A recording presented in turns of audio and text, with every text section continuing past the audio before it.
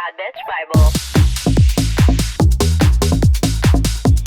Bad Bitch Bible. Hey girls, gays and bays, welcome back to another episode of the Bad Bitch Bible. This is Kilakosh, your host, and I am so excited to get in to what the fuck we have going on this week. We are going to be doing part 2 of how to get over friendship breakups, or in my opinion, the worst fucking breakups to get over in the world. But before that, I do want to do a little life catch up. What happened the past couple of weeks? Okay, so over the weekend, we did Good Yang House Party. It was a major success. It did way better than I expected it to because we usually do super themed parties. If you guys don't already know, by the way, Good Yang, it is my community-driven influencer events content agency that I started back in 2019. Anyway, so we do events and we usually do a bunch of like niche dressy themed events, but then this time I was like, let's scale it down a notch. Even me, I've been so lazy to go out lately, and so I just wanted to do a house party, so it was a lot more chill, no need to super dress up. Like, our theme was bloquette. Everyone was dressed to the fucking nines. I got so lit. I was dancing to budots. I was fucking throwing my ass back until 2 a.m.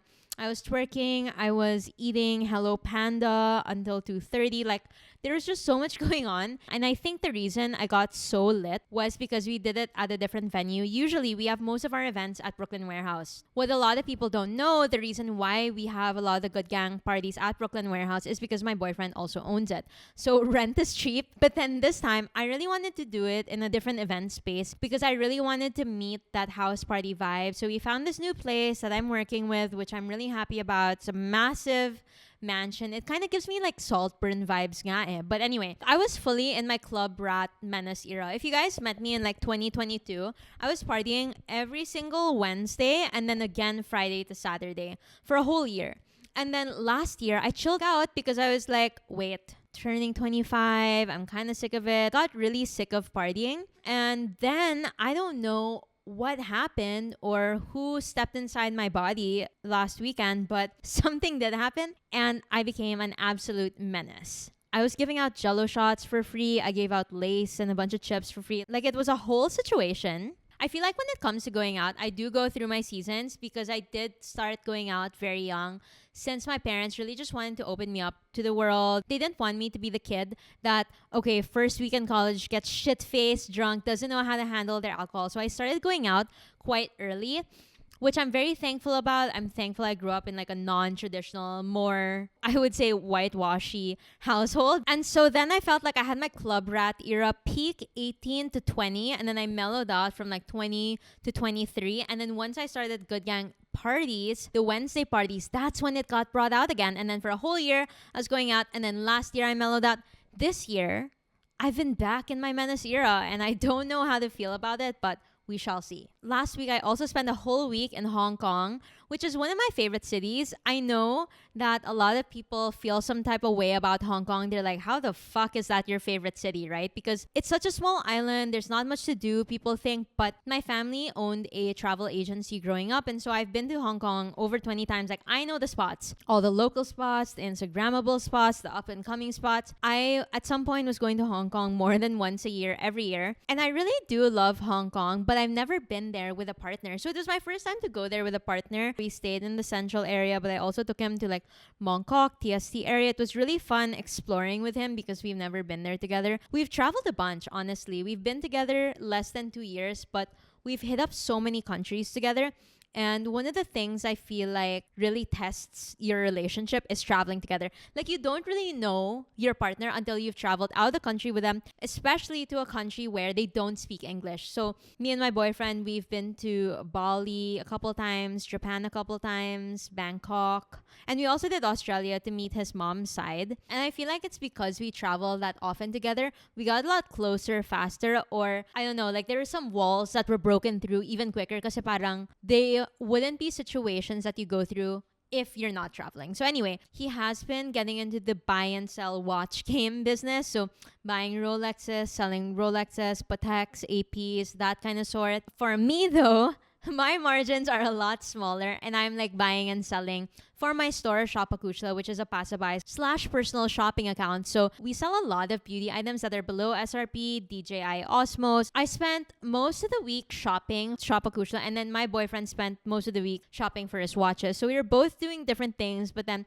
we would also experience a lot together. I took him to a bunch of my spots. If you guys are interested about my favorite Hong Kong spots, I always post a really long, extensive travel list on Instagram, so you can check that out. It's also really fun going there now as an adult because I have like adult money. Because growing up, obviously, when you travel there with my family stayed in a small apartment in Lantau Island, which is actually a boat away. Lantau Island has Mui Wo, the fishing village there. It's fully like a 1-hour boat ride away, right? And so every time I'd want to go to the city in Central, I would fully have to take a boat all the way there. And I was on a budget, things were a little tighter and I was a lot younger. Now that I'm an adult with big girl money, it is so much more fun to travel. I do have a really funny story though. So I did one of my trips to Hong Kong, again staying in Lantau Island, which was a boat away from Central, a boat away from the city. And it's scheduled. There aren't boats like round the clock. It ends at a certain time, right? So I was seeing this guy that was on the basketball team locally here, and their team did a trip to Hong Kong. Their entire team's in Hong Kong. They invite me out to go clubbing. Again, I'm kind of seeing him, but not really. We don't really talk about the situation. There's no clear line of what the situation is. It was a situationship, but I honestly didn't even want to call it that because we weren't together. We were just hanging out. So he invites me out. I get ready in my little island, take a fucking boat to Central. I get to Central, have dinner with a bunch of his other friends, because at the time I was friends with the other people on the basketball team. And so we had dinner, and then we're walking up to the club, right, where the guy that I was seeing was at. He was already upstairs in the club.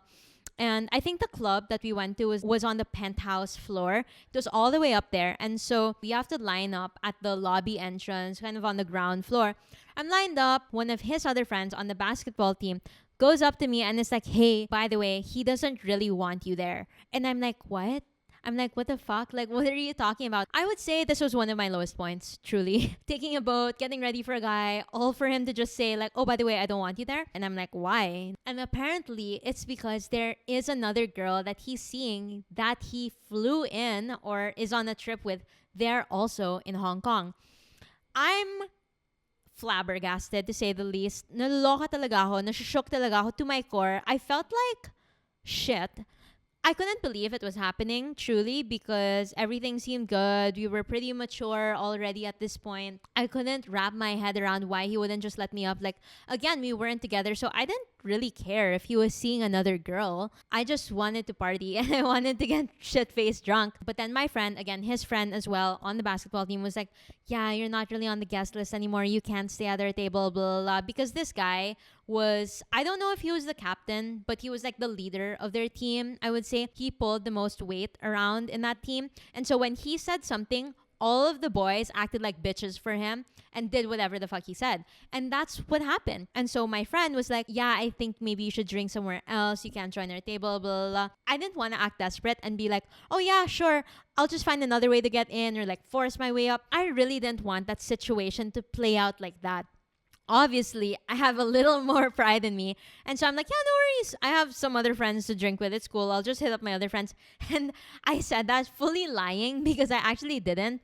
And so then I fully had to take a whole ass boat back to my island, Lantau Island. And that was one of my lowest points, I would say, for a man. After that, I had to reconnect with nature and get in touch with myself and my soul and my thoughts because I couldn't believe that I put myself through that shit, but I did. I don't know where I was going with the story, but I guess I wanted to share it because that's one of the first thoughts that came up. Whenever I think of, wow, growing up, I used to fully live on like Lantau Island versus Central. And now I get to stay in the city with my boyfriend and it's such a different time and I'm so happy to be out of basketball man's chokehold. Anyway, moving on from one of the lowest points in my life for a man, another low point happened recently over the past week.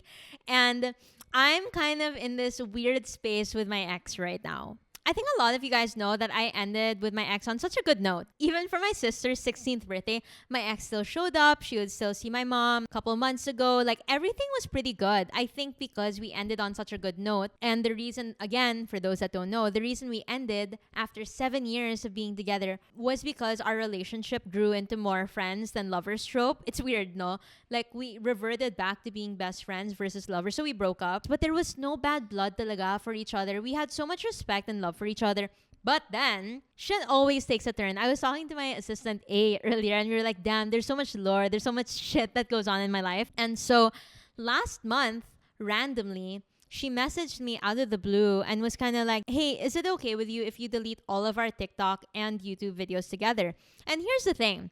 I wouldn't have minded, I guess, if it was 2 years ago, right after we broke up. But for her to ask it out of the blue, well knowing the kind of person she is and that we ended on a good note, that's literally what paid the bills for both me and her. It gave me the platform that I have now. It gave her the platform that she has now. Obviously, I'm not in love with her anymore. But at the same time, I do look at those videos with a lot of nostalgia, and I felt that because of the good note we ended on, there was no need to really delete those videos. And I also look at a lot of YouTube couples or even celebrity couples. You can't really delete all the content that is posted of you, about you, in you. But most celebrity not I'm a celebrity, okay, but like most influencer couples, YouTube couples that break up, you kind of just leave it up there for fans to enjoy or not really to gain anything from it anymore. But because of the volume of videos that we produced together over the course of 4 years of creating content together, maybe we had like 200 plus videos up together on YouTube, maybe like 500 videos on TikTok. I can't even count. So if I'm being really honest with myself, it did catch me by surprise, take me by surprise that she would message that out of nowhere, knowing her as a person and kind of knowing how long we knew each other even before we started dating, and that YouTube videos or those TikToks were never a concern after we broke up. We were even fully collaborating still after we broke up. I fully got into another relationship after we broke up, and my man's, I love him so much. He is so understanding. He is so mature. He understands the line of work we're in. And I mean, even like Julia Barreto and Joshua, right? That whole unhappy for you situation. I don't know. I really think that there's a way to proceed with life as friends with your exes if you play your cards right. And I thought that's where we were at, but then she asked to delete all of the YouTube and TikTok videos, which caught me by surprise. And so then I said, yeah, sure, no worries. I super understand. But my next message was, I tried to open our TikTok account, our couple TikTok account, because we shared one together. And that's where most of our content was. I couldn't access the account anymore because I don't remember the password. And so I told her, I can't access the account anymore. Let me know if you can. And then we even tried to do the OTP, forgot password situation, the hassle of it all. And we got stuck in a loop and we came to the decision, okay, we cannot delete the TikTok account, the shared TikTok account together. And so we went back and forth in that whole TikTok forgot password loop, camera root, and ending, we couldn't delete our TikTok account together. And so I was just like, hey, so sorry, we can't delete it together. And she understood that anyway. But then she goes, but you'll delete our YouTube videos, right? And I'm like, yeah, I will. Though it has to be done manually because it is. Like, I have to go through every single video. I wasn't also sure if she wanted every single video that she was in ever or just the ones with like a relationship Joa kind of cover. And so I said, yeah, but I have to sit down on it and it'll take me a bit of time. So I told her, I'll go through it slowly in my own time. Cut to 3 weeks later and she sends me this long message like, hey, I'm really annoyed because you haven't deleted our videos yet. And then I'm like, yo, you never give me a timeline. You never explained to me like, oh, it's really important to me that you delete our videos already within this time frame.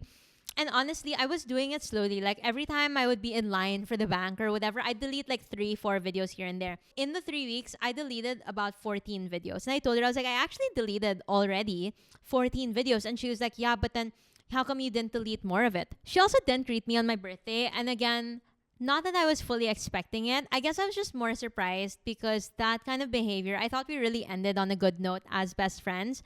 And knowing how understanding my boyfriend is, how open my family has been to her, it really just shocked me how things were changing without any communication or explanation whatsoever. And she doesn't owe me an explanation. Okay, I just want to clarify that. It's just, okay, parang wow, okay, nagbago na, parang ganon.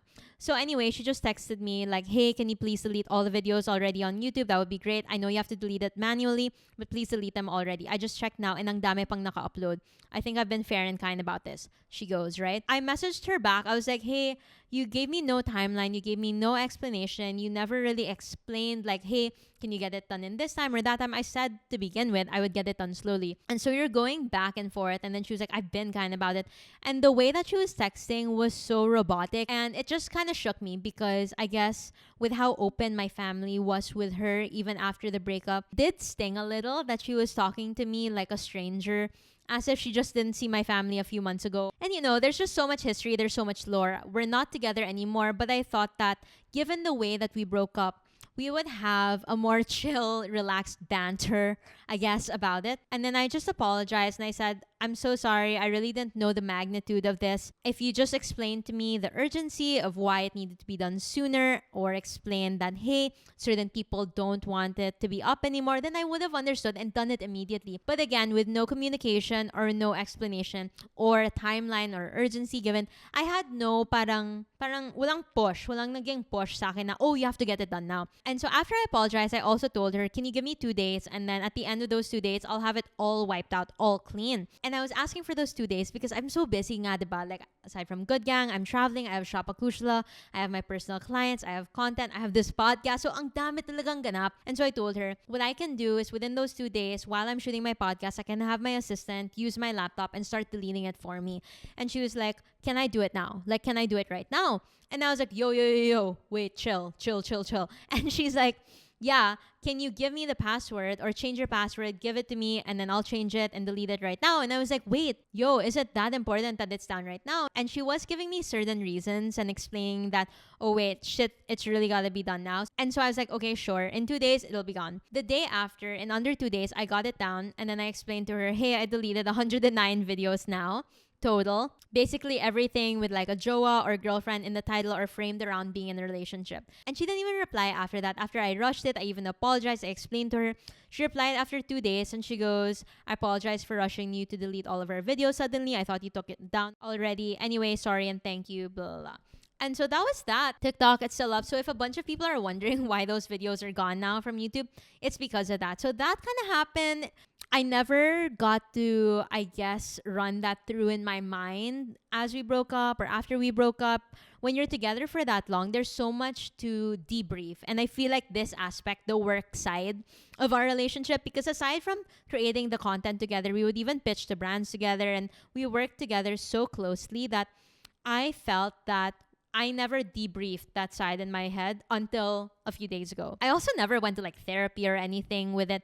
I probably should have. And so I was walking myself through my feelings and trying to process, wait, ano ba nangyari? What happened in the past few months? How come she's cold all of a sudden? What could have happened? Is it because of this and that? I feel like wala naman akong ginawa and then biglang ganito. So, but then I realized we are broken up and that's all. That's all I need to know. No explanation given. But again, that is part of my process because of how much of an integral part she played in my life was. Did that even make sense? Was that even a sentence? Okay, so that's basically what happened in the past week and a half.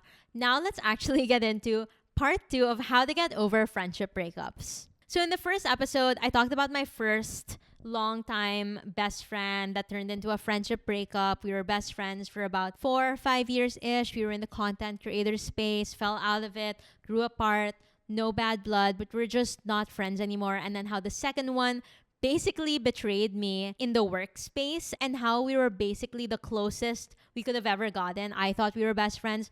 Turns out we weren't. And after I trained her to do PR for 3 months, gave her my bread and butter, basically my entire contact list, gave her access to certain events and certain things, certain contacts, certain meetings, very important things. And then for 5 months, she did PR fully for me, handling our first big client. In between our biggest client ever, she dips for another agency behind my back. Also during those 5 months, she started a business with me. I invested over 100,000 in it. It was a huge thing. I helped make it money. I stored it. I marketed it.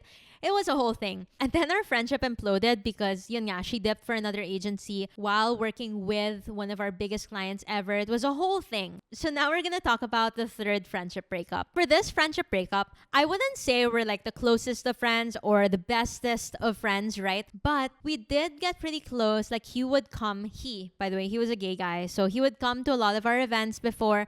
He was a content creator, influencer. We ran in similar circles. He was always so fun to be with. Life at the party, so engaging, so amazing to work with. And the thing about Good Yang is, aside from the parties and the events that we do, we also supply influencers and content for other brands, other agencies, and we kind of fill in those gaps for other people. And so last year, back in November, December, we had a client come in and they basically needed a bunch of influencers to attend this event and post about it. Obviously, because of the roster I have with Good Gang and the connections I have, I was like, okay, I'll book in my friends. And so I booked in a bunch of my friends. Him included. He attended the event, he posted stories, he took photos. A lot of these photos that you guys see on Instagram that are branded, sponsored content, it actually goes through ad approval or it goes through the ASC. There's a lot of back and forth between us, because here I was speaking as an influencer, right? Not an agency. So it goes back and forth. There's a lot of comms between me, the agency, submitting the photos of the influencers to the partner agency, to the brand for approval, then to the Advertising Standards Council, the ASC. I think that's what they're called. Basta, the ASC. And then it goes back to the clients, to the brands, to the partner agency, to the influencers. And there's a lot of like 5 steps forward, 5 steps back comms, right? And so that whole process was just supposed to take a month, because usually it is like that. A whole campaign takes a lot longer than you guys would think, because for maybe 2 weeks, you're pitching to a brand. Another 2 weeks, they say yes, sign contracts, maybe make a down payment or not, and just sign contract. Another 2 weeks, we reach out to the influencers, get their approvals. So now we're at 6 weeks. Once we do that, for another 2 weeks, maybe we do the event, create the content. And then for another 2 weeks, we submit that content to the agency submits it to the brand. If they're okay with it, submits it to the ASC.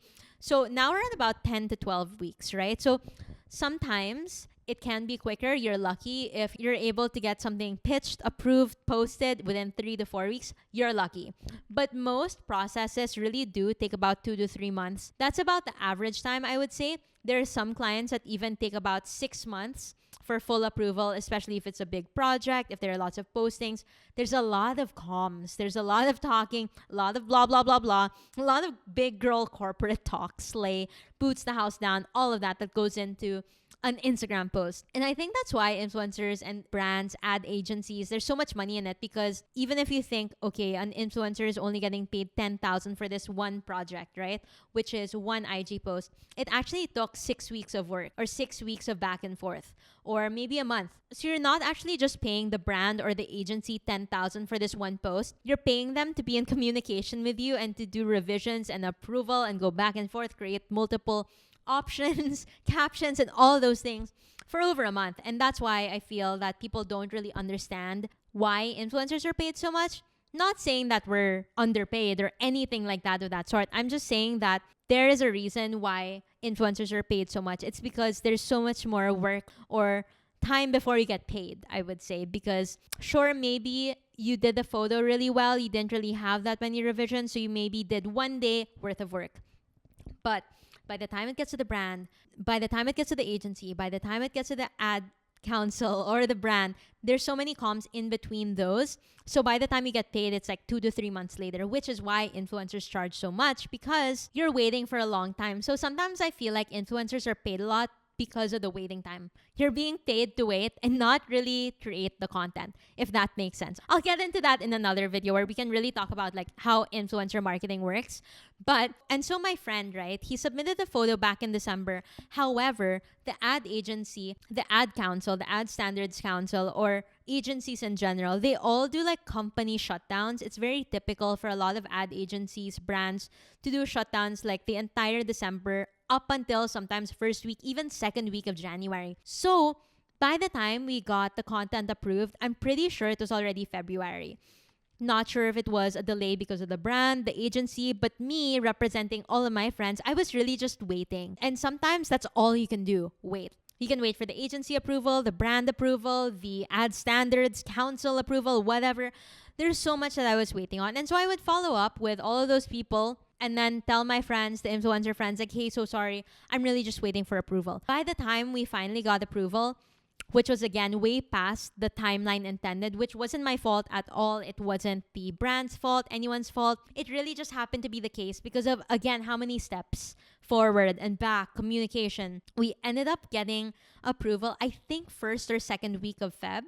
I'm not quite sure anymore about the timelines. I messaged my friend. I'm like, oh my God, you finally got approved for the post. You can post it now so we can finally clear out the payments. Once an influencer posts, kasi give it a week, we submit the insights. We get like how many shares, impressions, engagement, all of those things back to the agency, back to the brand. If they're happy with it, then great. If they're not happy with it, usually the brand or the agency supplements it by providing a budget to boost it and things like that. And so it drags on a little longer. But then he says to me, by the way, during this 3-month time frame, I actually signed a lockout with a competing brand. And this shook me because he already signed a contract with the brand that I was working with or representing him for. And it said really like for all uses and purposes, blah, blah, blah, blah, blah. As you know, it already took 3 months to get to this point of approval. So I was exasperated and I really understood his frustration as well. This project ended up taking so much longer than intended.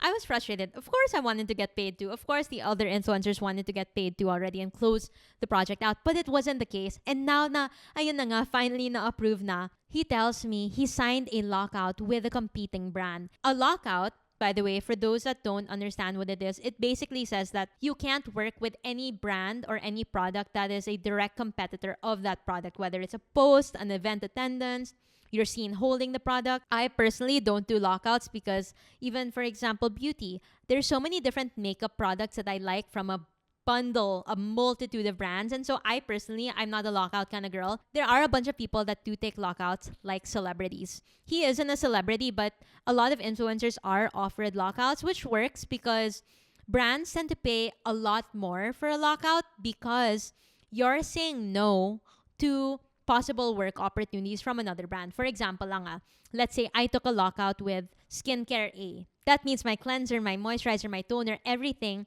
I can't use from Skincare B product or C product or D product. So I'm turning down opportunities from B, C, and D. So Skincare A product, since I am in a lockout with them and they want me to only use their products, they will pay enough to cover the lost work that I'm supposed to get from B, C, and D to only use their products, to only post their products because they're basically paying for you to be locked out to them. Para talaga siyang relationship, commitment, ganon. Parang kayo na lang talaga. They're paying for that commitment so that you don't use all the other products. Okay. So I understood that this was a huge opportunity for him. He doesn't have that many followers. He isn't like a big content creator or anything like that. He does have a platform, right? And so for him to be offered this big deal, big project, again, I was so happy for him and I was so proud of him that like, wow, oh my gosh, he got this big deal. However, he didn't inform me in advance. So I wasn't able to inform the agency, the brand. They already passed it to the ASC, so they already spent money for approval, everyone's time going to waste, and he really didn't budge. I was telling him like, hey, there's a multitude of workarounds we could do. Like number one, let's say we post ours first, delete it in 3 days, just get the insights, we'll close it now, I'll pay you. Everyone will be paid, simultaneously will be done. However, I also offered him like, what if you just post it at night so the other brand doesn't see?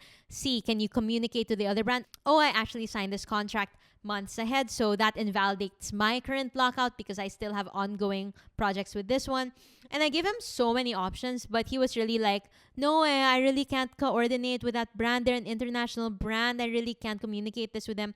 And I told him like, yo, what's gonna happen right now if you don't post is that none of us other KOLs will be paid for a lot longer because I'm gonna have to file an incident report. I'm gonna have to retract all of this from the brand, explain it to the agency and all of these things because I was representing him. By him not posting, it extended the project another 2 months after trying to close that project because syempre parang hiyang-hiya naman ako to the brand, trying to explain this to the agency. We did so much more back and forth and I told him already at that point when we were going back and forth together and saying that, hey, as a friend, you're being super selfish right now. If you could just please post it. I understand your frustration that this took longer than intended because ASC, I think, was on a holiday break. The agency that we were working with was on a holiday break. So it did extend a lot longer than intended. But I just wish you communicated that to me.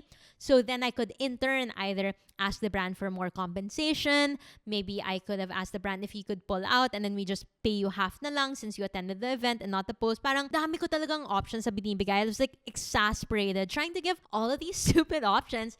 And he didn't take a single one because hiyang-hiya din siya to that competing international brand. And so what ended up happening again was the project extended for another 2 months, me going back and forth with the agency and the brand, apologizing, trying to get the money. The brand ended up paying us a little later than intended, longer than intended. So his actions kind of caused a domino effect onto all the other influencers, me representing them, and all of these things that made the situation even harder. I told him from the very beginning that, hey, if you don't post it this week, a lot of us influencers, I don't know if we're going to get paid on time.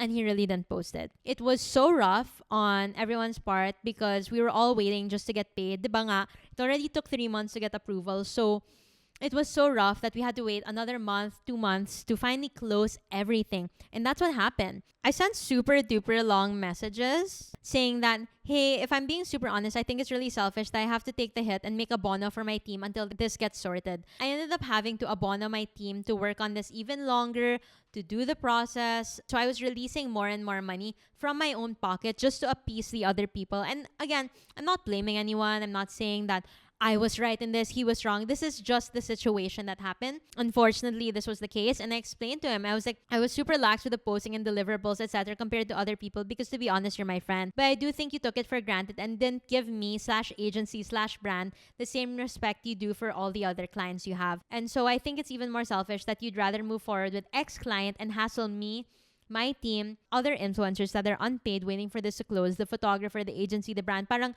ang dami kasing parang nakasalalay on him posting because we were all just waiting because I knew naman the second he posts, it's closed na. Brand can pay, agency can pay, we can sort everything out. I am not a big corporation. In another ideal world, I have all the money in the world. I can make a bono for 5,000 different things, but I can't. I'm literally just a girl. Okay? And so I explained it all to him na parang please, can you just post na please, like as a friend. And again, I understand his frustration. It took longer than expected. I understand. Brand's frustration, parang ang hirap din on my end to be just the middleman or middle girl, rather, trying to make everybody happy and meet everybody in the middle and compensate and do this. And I was just so tired. And so in the end, he really didn't post.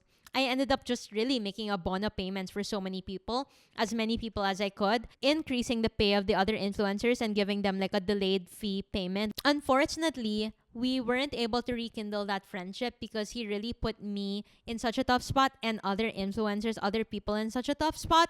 I don't see a world where we would be friends again, really, because we weren't super close naman to begin with eh. We weren't best friends na parang, oh, this is something we can work through or anything. This one for me was more of, okay, ekis ka na sa akin. We're never really gonna work together again. I'm sorry, but put me in a tough spot. And he wasn't even that apologetic. We never got to meet up. He didn't make me chica after. There was no reconciliation whatsoever. He just really put me in a tough spot. Oh, I wasn't able to say another thing I did on top of abono and pay other influencers more for the delayed fees. I ended up having to promise the brand additional free posts on my end. So I will have to post as an influencer for free for another project in the future to kind of compensate for what happened in the past. So I made a deal with the brand, like, sige, ako na lang, I'll take the hit for this and I'll do some posts for free, 2 posts for free. So I feel like it became such a big hassle, and because we're not really super close naman to begin with, ekis na siya, hindi na kami close or friends at all. And again, I'm not saying I'm perfect. I'm not saying that I did the best or the right thing, but I did the thing that I knew how to in the moment, and I tried my best to make everyone happy. It is so hard being in that position and not really knowing or having guidance on how to deal with things. Sometimes I look back and I wish I dealt with things differently. Maybe I should have created stricter contracts. There are so many other ways I could have done it better, but that's what happened at the time. And how I dealt with it, I guess just time.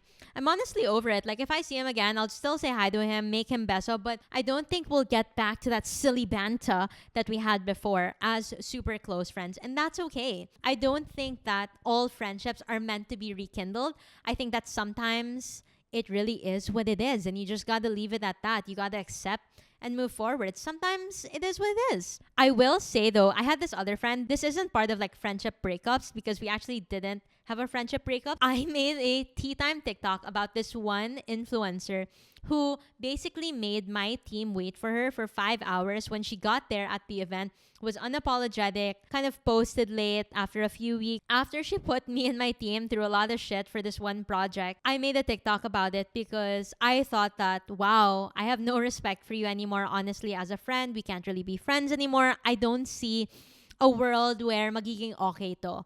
And so I made a TikTok about it. And then I saw her at an event maybe 3 months after that. She approached me.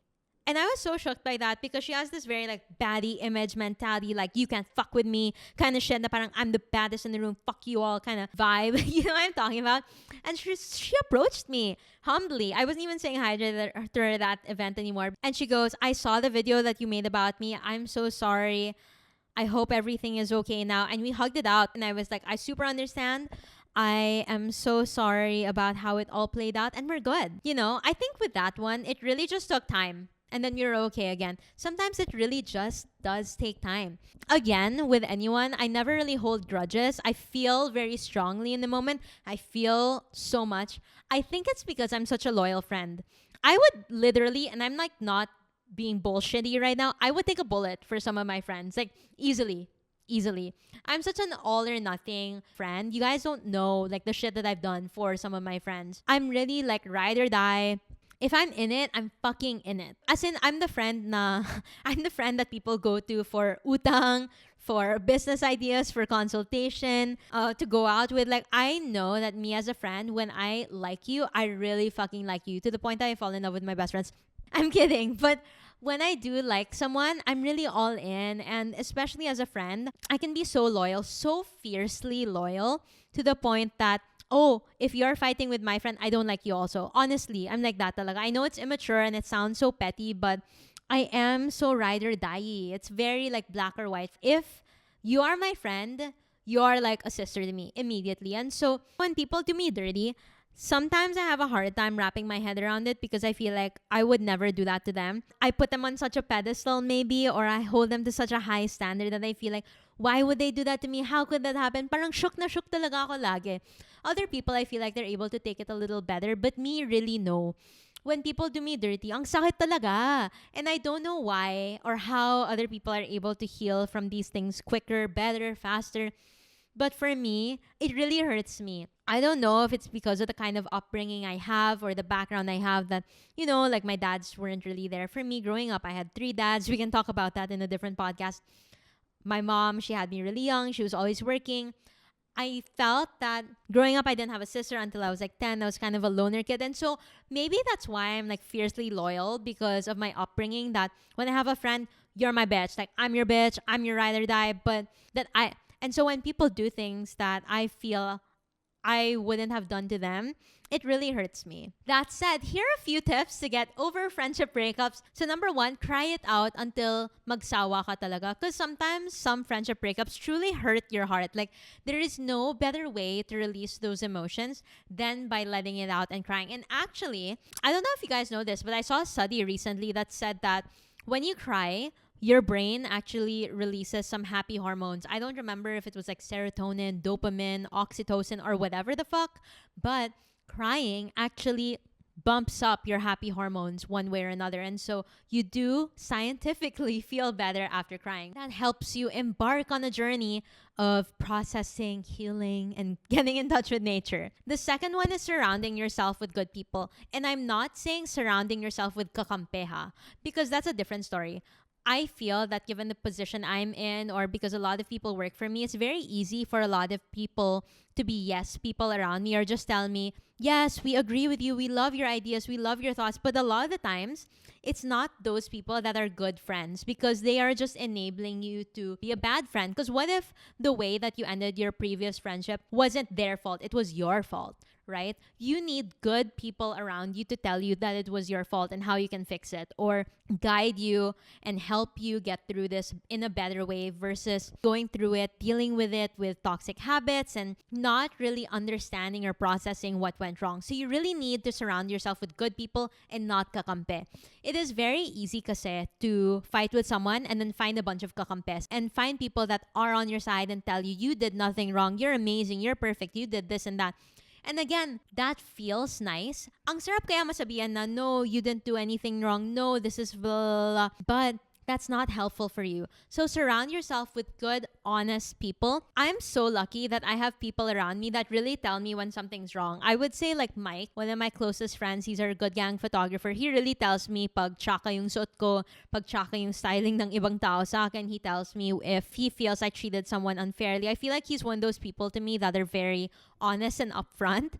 I feel like my assistant, is very honest with me. She tells me talaga, or other people, a lot of the people in this room right now are very honest with me. And I appreciate that because I don't hire people to just nod and agree.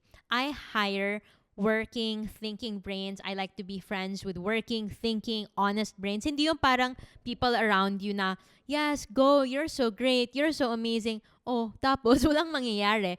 You really need people around you that are not afraid to be honest with you and not afraid to tell you no. It's one of those things that I learned later on in life because when I was in my teens, I always thought, no, gusto ko ng kakampi. I want people that are like me, that agree with me. I want people who are like-minded, quote unquote, not really understanding that, oh wait, those people don't add value to my life. The kinds of people that add value to my life, those are the people who aren't afraid to be honest with me. And so there. Surround yourself with good, honest people. The third thing is that you really need to take the time to sit down and think, reassess why your friendship ended. Because sometimes you're going through the emotions. There's people telling you this, people telling you that. Parang ang hirap, ang daming outside noise. And you really need that time to just settle down, sit your ass down, and get it together. Really think to yourself, like, why did that friendship end? Objectively, realistically, baka your time is up as friendships, because I truly believe sometimes that some friends are really just meant to be there for a certain time in your life and that's it. And then after that, they're not really serving you anymore. You're not really serving them and it takes two to tango. There are always a multitude of reasons of why friendships end. So make sure that you take that time to sit down and don't rush yourself. Sometimes it takes a couple days to get over, sometimes a couple weeks, sometimes a couple months, and that's okay. So the fourth thing I would say is to be patient with yourself and give yourself grace because we're all human. We all make mistakes. Even if someone fucked you over, you must have, because you're human, you must have fucked them over once or somebody else differently. Nobody is ever the perfect person and nobody is ever the perfect friend. And so you really got to take that time. The fifth thing I would say is to let time heal itself and give it space because sometimes you can become friends again. Like that last friend that I mentioned to you that went up to me at an event, hugged me, apologized. If she did that like a few days just after the TikTok got released or just a few days after the whole situation went down, I might not have taken it seriously and might have felt na, oh, she's just being fake para delete ko na yung TikTok. Oh, she's just being fake para maging okay na kami ulit. There might have been that thought, but because it was, 3 months, 4 months after the situation, I really felt like it was genuine. Like I could really see in her eyes that she meant it. And that's all that mattered to me. And so sometimes if you give it enough time, there is room for rekindling a friendship and making sure that you're both in a better headspace. You're both able to reflect on it objectively and understand what really went wrong. And only time can give you that process. The sixth thing is that you need to remind yourself that you deserve what you allow. If you allow toxic friendships, then you deserve it. If you allow friends that treat you like shit, then you deserve it. And so that kind of quote, I would say, it sounds so cheesy talaga. It sounds so cringe. But it's one of those things that reminded me that we tend to reach for certain kinds of friends that heighten our cortisol, that stress us out, and parang nakaka-addict certain toxic relationships. And there's a whole scientific explanation about how certain feelings make you addicted and peak your cortisol. And so you look for those situations and sometimes put yourself in those situations, heighten those feelings. And so sometimes what you really need to remind yourself is every time this happens to you, it's a learning lesson that you allowed this to happen. As much as people can be whack, right? Okay, we know that na nga. So stop allowing that in your life and just cut it off. So you have to remind yourself that you deserve what you allow. And if you allow toxic energy, you deserve toxic energy. Fool me once, shame on you. Fool me twice, shame on me. And it's in that way that you self-reflect. You start to realize, wait, I put myself in that situation. I don't want to put myself in that situation anymore. I don't allow that energy anymore. And so you cut it off. I think it's also very important to remember that you don't learn right away. Sometimes kasi it's like, how come you keep getting in those situations, right? And you're like, do I deserve this? Do I not deserve this? Sometimes it's a pattern. So you gotta identify the pattern. What do you tend to reach for? What negative things keep happening to you? Because if it keeps happening to you and it's a pattern that keeps coming up, usually life is trying to teach you something. So again, stop and reflect. The seventh thing is to shop it out. Retail therapy, I love that shit. But shop sustainably. I have a new thing, by the way, which is not shopping unless I need a specific outfit. So before, I would just walk into a mall aimlessly and kind of just shop for whatever the fuck I wanted. If I had the budget to, or I would set a budget. I'd be like, okay, 10,000. This is my shopping budget for the day. Not shopping again until end of the year. I would do those kinds of things. But now, trying to be a little more sustainable with it, unless I really need an outfit or I want to recreate an outfit, I don't go into a mall or a shop, or I don't go on Shein or Zara without a plan. Like, come into Zara with a plan the same way that you go to the grocery store with a list. That's what I like to tell myself. So when I go to the grocery, I make a list beforehand. Like, I need 4 tomatoes, 4 lemons, I need some cottage cheese, I need ricotta. And you make a list, right? And that way you're able to A, stick to your budget, and B, only stick to what you need. Obviously, when you go to the grocery, sometimes there are a couple things here and there that you pick up and you're like, oh wait, this might be nice. I want to try this out. Yes, that happens. But in general, you're usually able to stick to your budget and stick to your list. I've been doing the same thing with shopping. I've been only shopping, let's say I'm going on a trip and I'm like, wow, I need certain bikinis.